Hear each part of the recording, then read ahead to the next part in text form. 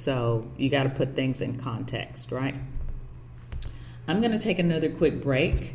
And when I get back, we are going to talk to our guest speaker. I think Windstar is amazing. I'm interested in doing more cruises in the Cologne area that leave from or come back to Cologne, Panama, since I live here. And I've always wanted to sail. And one of the ships that is in our area right now is with Windstar, and they have the mast, and I want to be able to sail on one of these ships. And I think that there's a lot of people out there that feel the same way.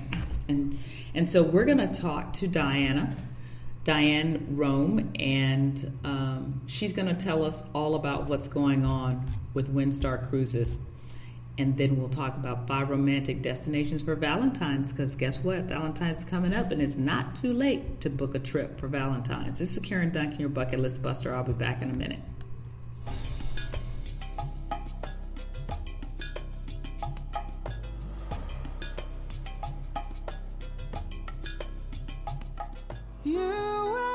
If you like the sound of vacationing at a 5-star luxury included resort, Sandals has a symphony of romantic indulgences just for you.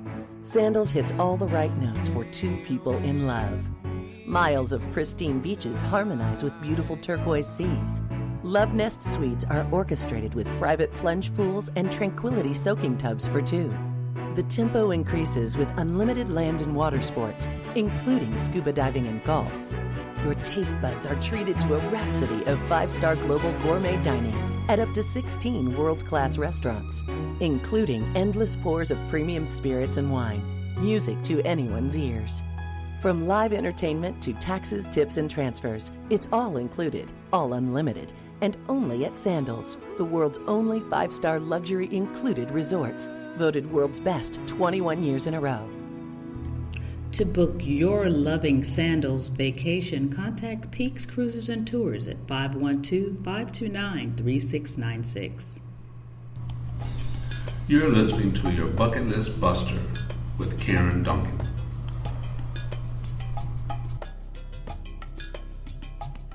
Welcome back to your Bucket List Buster. This is Karen Duncan, your host, and we have with us today Miss Dianna Rome from Windstar Cruises, the regional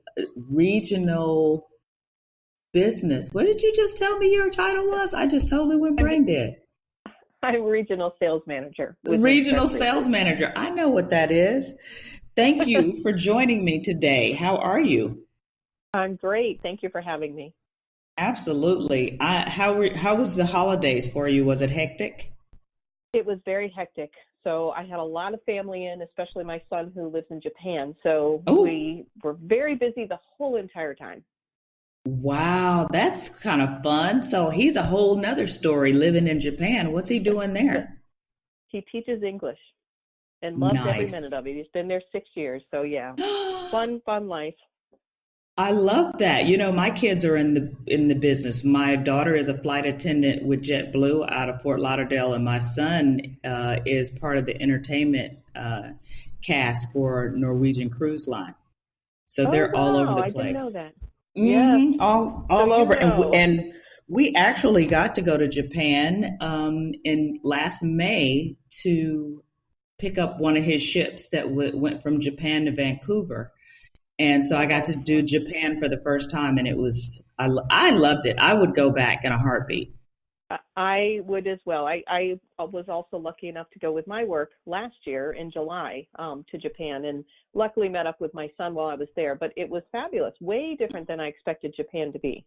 Yeah, absolutely. That's one of the cleanest places I've been in my life, I have to tell you. Absolutely. I think Tokyo, and that's what I thought Japan was, but there's just so much more. It's just such a beautiful country. Yeah, totally. So tell us a little bit about yourself. How did you end up with Windstar?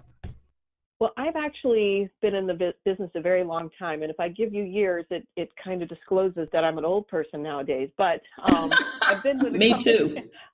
I've actually been with a company that owns Windstar for over 20 years. So I started, a lot of people don't know, it's actually under Xanterra Parks and Resorts. And we are a very large company. We manage things like the Grand Canyon and Yellowstone, Glacier National Park, as well as owning the Broadmoor, Sea Island, and many other entities throughout the United States. So I was with them in the park system and managed their golf resorts.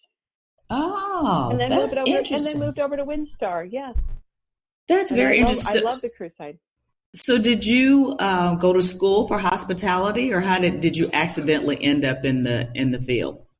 I accidentally ended up in it, and it's actually a funny story. So I went to school for fashion merchandising, and here I am in tourism.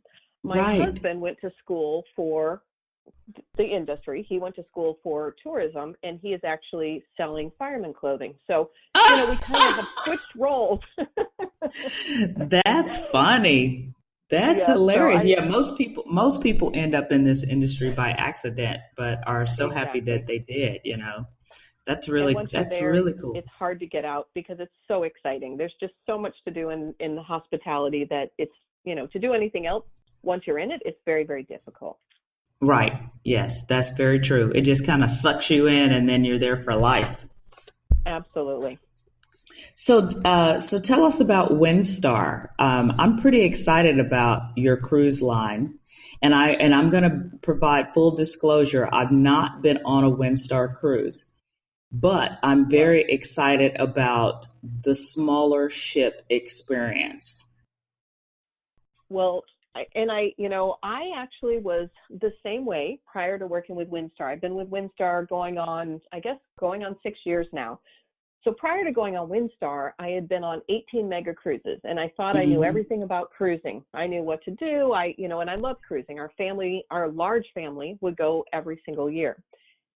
And the first time I went on Windstar, I was thinking, small ship, but it's my job. What a terrible benefit to have to go to Tahiti and, try out this ship. Yeah.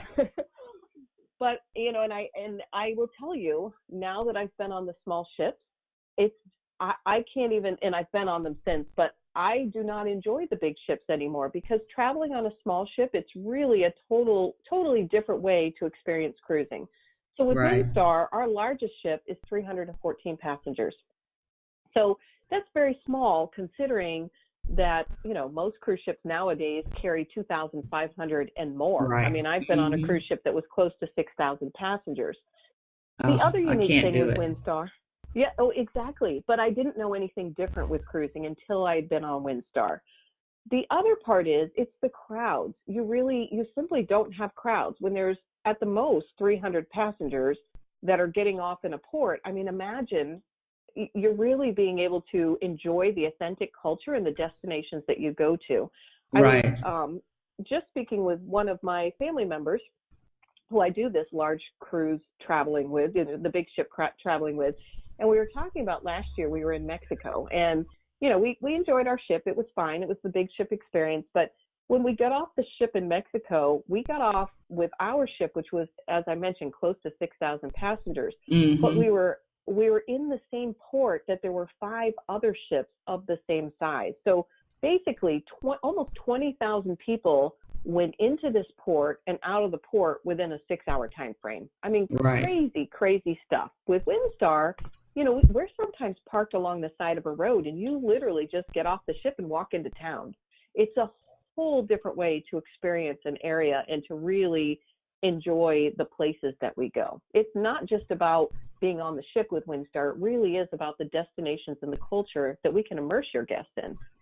And that's what people are looking for, more authentic experience within a destination nowadays. And you're right. We actually went on a cruise, my husband and I, when we were in Texas, and we left Galveston and ended up meeting with my parents and family members from Chicago in Cozumel. And they were on that big ship, 6,000 people. And we were on one of the smaller ones, I think about 2,500, but there's so many people in port. And Windstar reminds me of the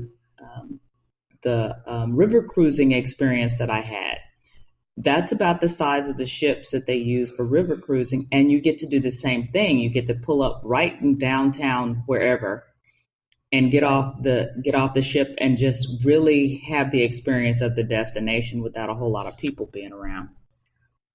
You absolutely do. And, another little story I have just to tell you the difference. So if you've ever been to Santorini, Santorini is probably one of the most beautiful places that I have ever been in my life. I just absolutely love Santorini. But the first time that I went to Santorini, I went on a large ship, and it was only like 2,500 passengers, but at the time it was quite large. When we got off the ship, the only way to get up into Santorini is to take the donkeys or the cable car. When we got off the ship, there was over an hour and a half wait for either one of those areas either one of those ways of transportation to get to the top of Santorini. When you get to Santorini, there's all those little tiny cobblestone streets, and they're not very wide. You literally were walking, touching people that you didn't know because it's that tight. The very next year, I went with Windstar the same exact week, and because it's a small ship, and at the time it was 212 passengers, we were able to go into Santorini. We got off the ship we got in at 7, got off the ship by 7:15. There was zero wait. We literally walked onto the cable car, walked onto the donkeys, got to the top. But when we got into Santorini, it was like a ghost town because those big ships weren't there. We were able to enjoy the beauty in a whole different way. And that's really what you get in all of the destinations that Windstar goes to. Yeah, that's pretty exciting. That's really exciting for me. So I'm looking forward to the experience, and I'm hoping that, and we're going to talk about this is we're looking at doing a trip from or to Cologne.